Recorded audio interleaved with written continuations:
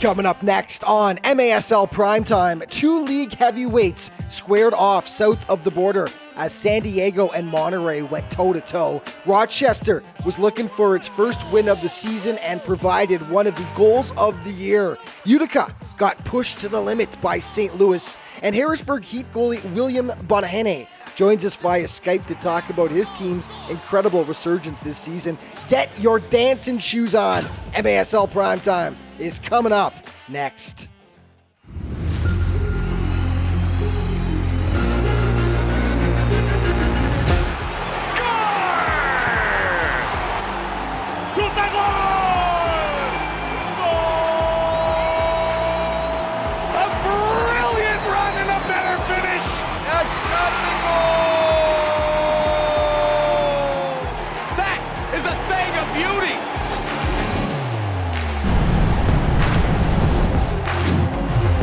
This is MASL Primetime. Welcome back, everybody.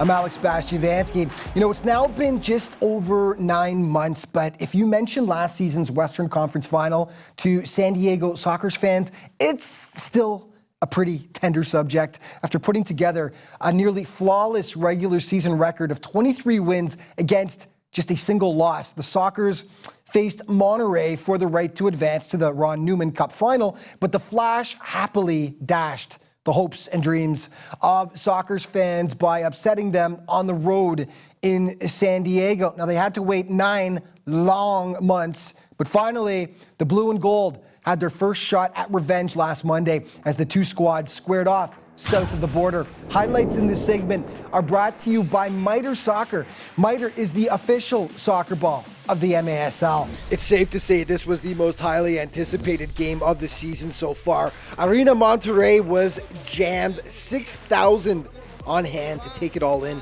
And as mentioned, San Diego was looking for revenge, but it's the home side that hits first. Beautiful pass off the boards from Brian Aguilar to Eric Rosas. 1-0. Back come the visitors, though. No style points, but it's the end result that matters. Taylor Bond makes it 1-1. Again, though, the Sockers getting burned by the pass off the boards. Hugo Puentes there to deposit. Second quarter, with Monterrey up 3-1, San Diego cuts into their lead. Brandon Escoto to Slava Jupi Paripovic. 3-2. Back and forth they went. Eduardo Gray crushing it past Boris Pardo. Let's skip ahead to the fourth quarter now. Monterrey up 7-5. At this point, Eric Tovar with a screamer to make it a one-goal game. Then with just under a minute left, Luis Ortega's shot gets deflected in. That tied things up, and that set up the dramatic overtime finish in Monterrey.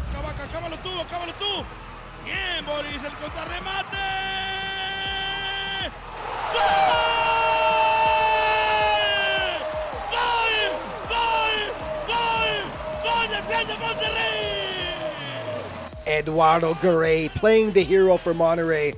San Diego's revenge will have to wait for another day. The Sockers' Mexican adventure continued in Sonora. Keeper Boris Pardo gets tested early on, but sprawls to make the nice stop. Craig Childs, San Diego's all-time leading scorer, and he had another massive game going right through the legs here of Irving Murillo.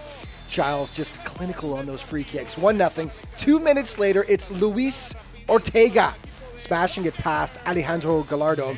That makes it 2-0 for the Sockers on the beautiful goal.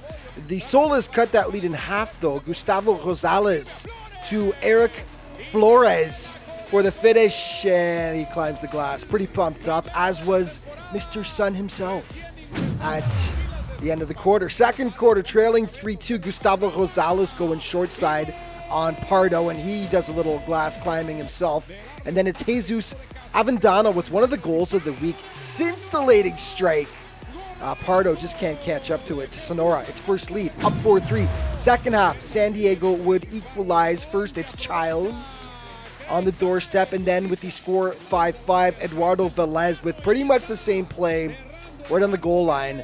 The Sockers would keep control the rest of the way as they dropped Sonora by a 9-6 count to go 1-1 on their Mexican adventure. An East-West matchup, Dallas hosting the red-hot Florida Tropics, and Victor Pereras had a big game for the Tropics, and he gets them on the board. Just 27 seconds in, he smokes the one-timer past Carlos Enriquez, the first of many for FLA. Late in the quarter, Drew Ruggles, the perfect pass to Ricardo Carvalho. Second half, Luca Teixeira leaves Enriquez no chance with the quick strike, 4-0 at that point. And then another beauty, Josh Sandoval. Florida seriously was giving a clinic on how the arena game should be played. They shut out the sidekicks. Pereiras talked to Matt Thornton afterwards about his early goal. This was a good goal. It's good to start early on the scoreboard. I think it gave my teammates a little bit of confidence to go and play the game we were supposed to play. And I'm happy with that. Okay, let's take a look at your MASL points leaders through 11 weeks of play, and Leo the Legend continues to lead the way with 38 points, followed by Brian Aguilar, Nick Pereira, last year's MVP, Enrique Cañez, Ricardo Carvalho, and Frank Taillou.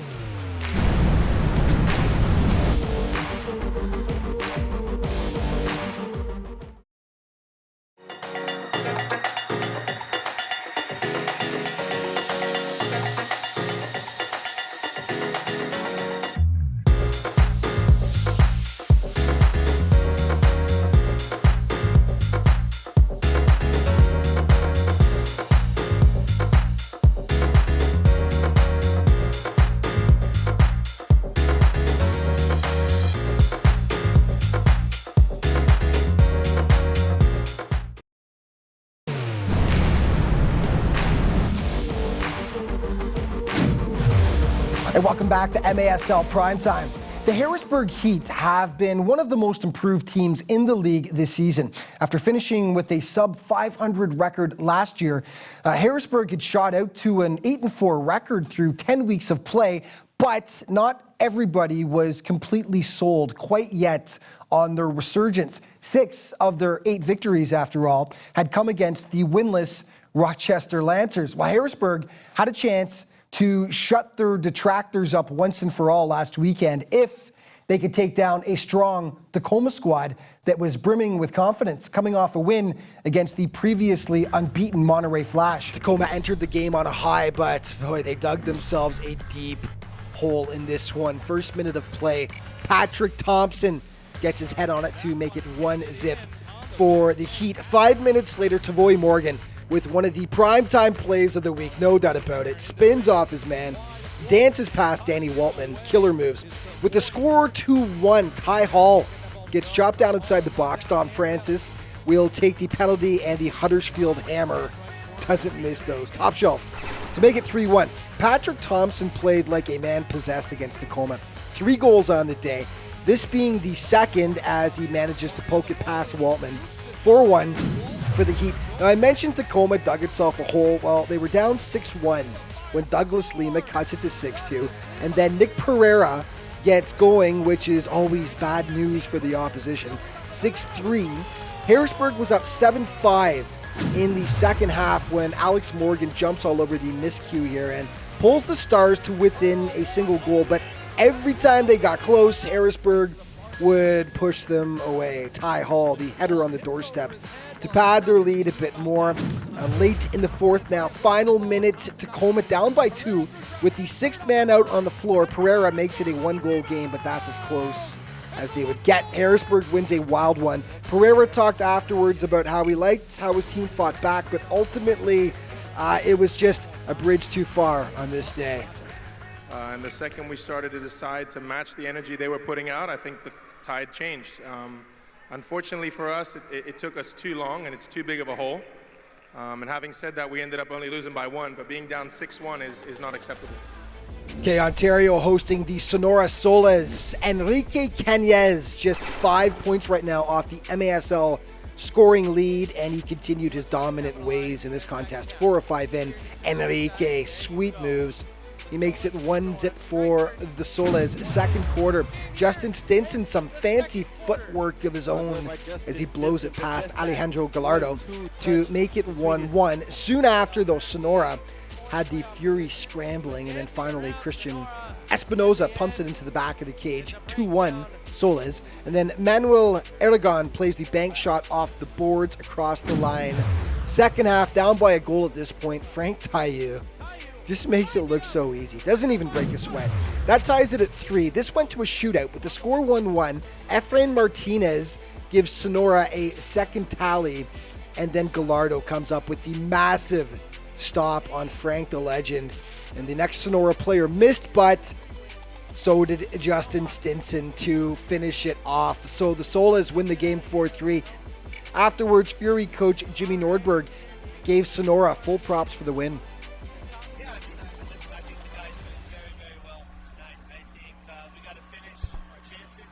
We got to be a little bit more clinical. In there But at the end of the day, my hat goes Here's off it to the to near the side, Solas. and there you They go. threw their bodies out there. They Solas to grinded it Sonora. out. Strike first, Back. and it's 1-0. Utica City hosting the St. Louis Ambush. Christian Segura gets the home side on the board first as he dances past Jonathan Santos and smashes it home.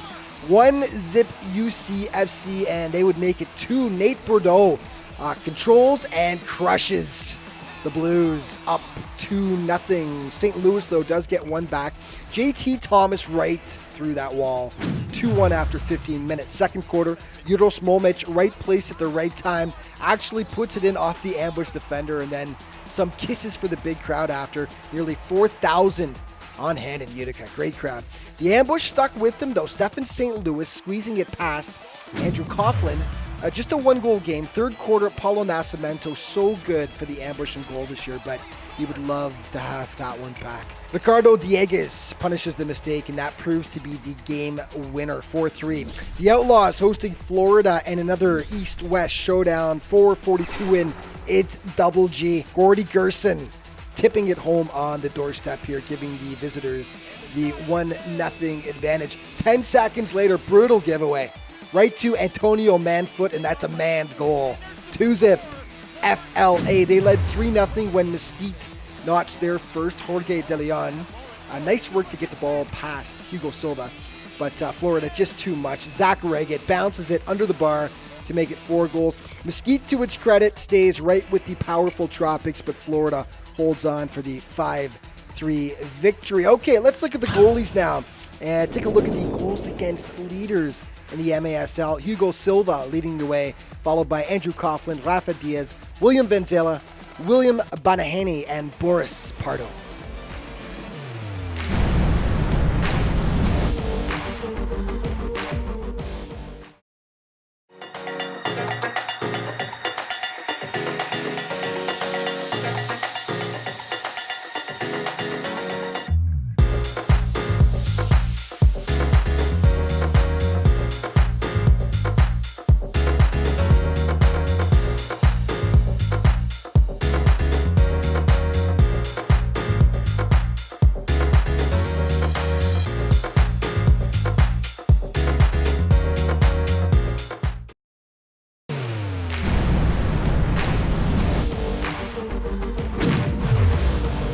Hey, welcome back to MASL Primetime.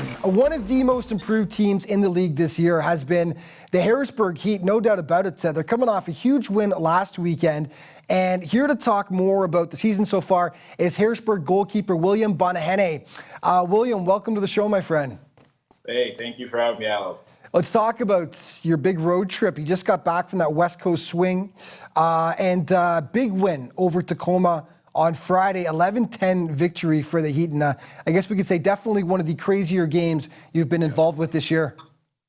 Yeah, exactly. I think that's probably the craziest game I've been involved in my early career of the MASL. But, you know, we got out to a good, healthy lead, 6-1. But, you know, a team like Tacoma, you know that they're not going to roll over easily. And, you know, they're going to come and we were up 10-7 and 10-7 at the end, and they got 3 goals with 6 attacker. And it came down right to the wire, but we were able to hold off. So it was a good victory with the travel. Yeah, great win, and of course they had a ton of confidence coming off that win against unbeaten Monterey before. So yeah, no question about it. This season, you guys sport a 9-4 record. You've almost matched your entire win total from last year when you had 11. Obviously, things have really been clicking for you guys. Talk about the team's play. Yeah, I think we're just improving from the beginning of last year. We knew it was going to be a project. You know, we had a very young team, very inexperienced team, and we're just starting to click and get it. We're still improving, and we're starting to actually learn how to play with each other. And because we have the nucleus of the team back from last year, so I think we're just improving and getting better, and exciting to see where we're going to go. Dominic Francis, the man from Huddersfield, England, leads your team in scoring, and he's actually only 4 off the MASL goal-scoring lead. And he's been part of an incredibly potent offense on the Heat. You guys rank 3rd in team scoring with 99 goals. Talk about that offense and about Dominic's play this year. Yeah, Dom's been great. I think he's scored in 13 consecutive games, which is absolutely crazy when you think of the consistency that he's had. We have a lot of potent players, Willie Morgan, defenders, Dylan Hondow, and Allen. They've all poked some in. So we're getting goals from all over. I think most of our team has at least 1 goal. So we can definitely find goals from all over. But it definitely takes the pressure off the defense when you have such attacking power. No question about it. Great scoring depth this year. Let's talk about you for a second here. You're a native of Rochester, New York. You played your university soccer at Buffalo State. And just talk about how you first got involved in the arena game. Was it something you played as a kid as well, or are you still fairly new to it? Well, I mean, in Rochester, if anyone who has not been there, it snows a lot, so you're playing a lot of indoor soccer. So actually, my first game as a goalkeeper was indoor, but I didn't play for a while.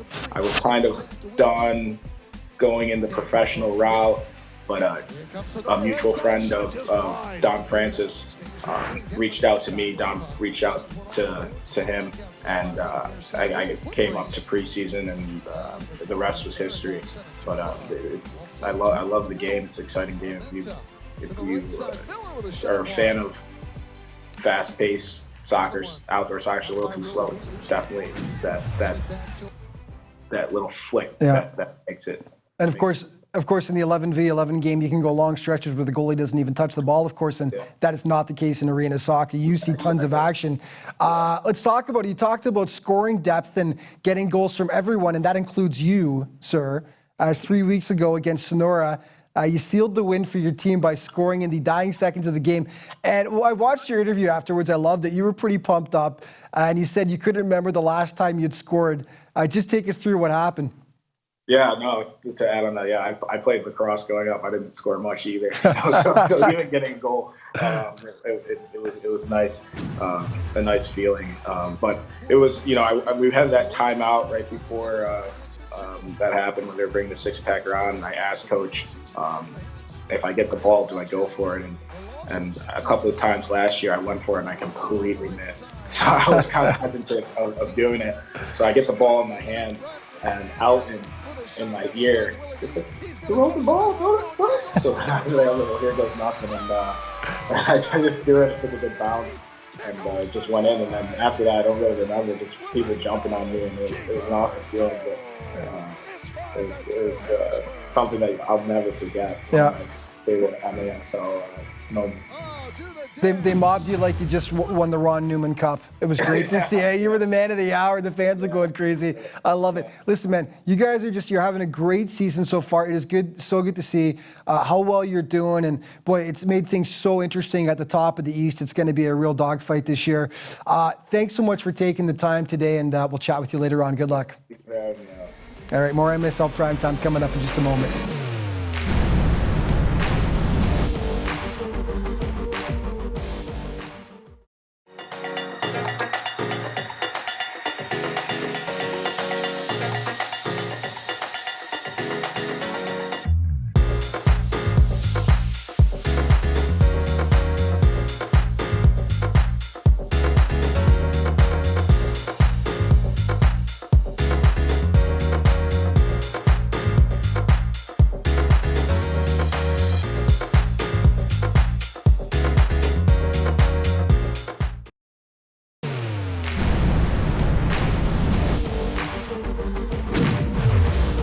welcome back to MASL Primetime. The Orlando Seawolves have had a rough go of things so far this season. Through 10 weeks of play, they had won just a single contest. Now, it certainly hasn't helped that they've had to play an emerging MASL power in the Florida Tropics 5 times so far, accounting for 5 losses. Well, last weekend was a case of out of the frying pan and into the fire as they faced some new opposition. Unfortunately for the Seawolves, that opponent just happened to be a very hungry Baltimore Blast squad. Game highlights in this segment are brought to you by Sports Resource Group, proud partner of the MASL. SRG, building walls that bring us together. Orlando, we feel for you. You were facing an angry Baltimore squad that hasn't played up to its abilities this season, but you still can't do that. Sloppy. Victor France happily accepting the gift. Ibrahima Keita works hard for this one in comparison as he turns Jeff Michaud inside out. Beautiful finish to make it 3-zip. Second quarter, give and go perfection here. Tony Donatelli smashing the return feed top shelf to put them up by 4. On to the third down. Jamie Thomas deposits the big rebound into the back of the net. That made it 5-0. Baltimore just in full control on this day as they shut out the Seawolves by a 7-0 count. Okay, Rochester was looking for his first win of the season. They were still searching after this game. Tony Donatelli, beautiful shot off the wing there to make it 1-0. Juan Pereira had a monster game for the Blast. He notched 4 goals. This one was his first off a penalty, and it was a 2-goal Baltimore advantage. And then 7 minutes later, he will stick with the play here and then finally hammer the ball past Brian Wilkin. Late in the quarter, Donatelli off the restart, he puts it home, and in it goes. Rochester got 1 on the day, and it was nice. Anthony Rosano makes it happen. Unfortunately for the Lancers, they were 8 short in this contest as Baltimore ends up taking it 9-1. But the Lancers were much more competitive against St. Louis. It was Cancer Awareness Night in Rochester.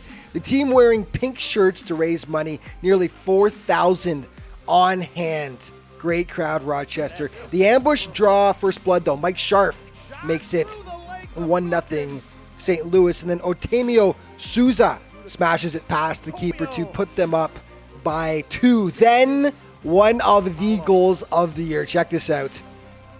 Oh, what a goal! Woo! What a goal from Frankie Siliberto! You've got to be kidding me! Frank Siliberto, and you will see that again in the plays of the week. Oh yes, you will. Guarantee it. Still in the first, down 4-1. Michael Cunningham rips the shot past Paulo Nascimento. Second quarter, they draw to within 1. Jeremy Ortiz playing the bank shot perfectly, 1 of 3 on the day for Jeremy. Second half, though, St. Louis really turned it on. Here, Souza has the gorgeous strike to make it 8-3. One positive for Rochester, though, they scored their highest goal total of the season. 16-8 was the final, but the big crowd loved it. Lancers fans have really fallen in love with this team despite their first-year struggles. Jeremy Ortiz talked about it afterwards. This year hasn't been the way we wanted to, but we got a young squad. These guys are energetic, passionate, and optimistic, and sooner rather than later, things are going to start clicking. And okay, let's check out this week's naughty list. And nada. Peace and love reigned in week 11. Not a single suspension to tell you about. Okay, let's check out the team of the week for week number 11. And it is Brian Aguilar, Craig Childs, Gustavo Rosales, Elton de Oliveira, and teammates Drew Ruggles and Hugo Silva of the Florida Tropics. This week's Sport Turf Primetime player, and it is San Diego legend Craig Childs, the soccer's all-time leading scorer, and he had a heck of a week. 2 games against the Mexican squads, Monterrey and Sonora. 5 goals, 1 assist as Childs continues to be the ageless wonder for the Soccers. And our primetime plays of the week for week 11, number 5, Monterrey's Brian Aguilar to Eric Rosas, arena soccer at its finest right there. Number 4, Sonora's Jesus Avendano punishing the miter ball against San Diego. Number 3, Baltimore's Ibrahima Keita against Orlando, turning the defender inside out and finishing in style. Number 2, Harrisburg's Tavoy Morgan wrecking shop against Tacoma, leaving players strewn all over the pitch and beating Danny Waltman. Very nice. But undisputed this week, Rochester's Frankie Siliberto on his bicycle against St. Louis. And we've got to thank the Rochester TV crew, actually, for all these great angles, doing it justice. Frankie, you definitely have the primetime play of the week. And that's all the time we've got for this week. But just a reminder, MASLsoccer.com is your home base for all things in the Major Arena Soccer League. And of course, there's all kinds of other social media right there to keep you up to date as well. Thank you so much for watching MASL Primetime. We'll see you next week.